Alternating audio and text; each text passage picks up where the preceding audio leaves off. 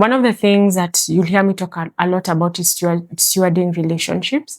That sometimes as parents, how we steward the relationships between our children can bring conflict or can bring unity.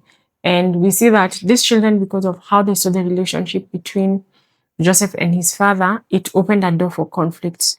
Even if later in the journey a healing and a reunification happens, it was a relationship that at the onset was not stewarded well, but there was opportunity for redemption as we continue to journey and see.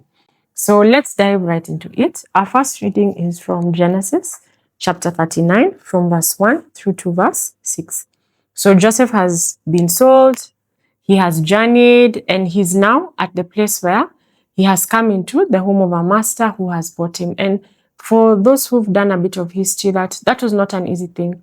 It was very equivalent to, being put in a market, people choosing you.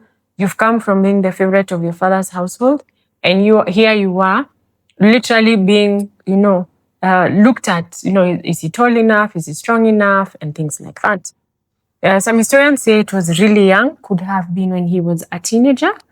So very, very confusing period also in his life. So Genesis 31 says, "Now Joseph had been brought down to Egypt, and Potiphar, an officer of Pharaoh, the captain of the guard, an Egyptian, had bought him from the Ishmaelites who had brought him down there.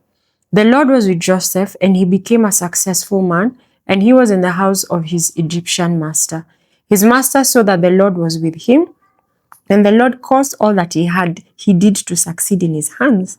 So Joseph found favor in his sight and attended him, and he made him overseer of his house and put him in charge of all that he had.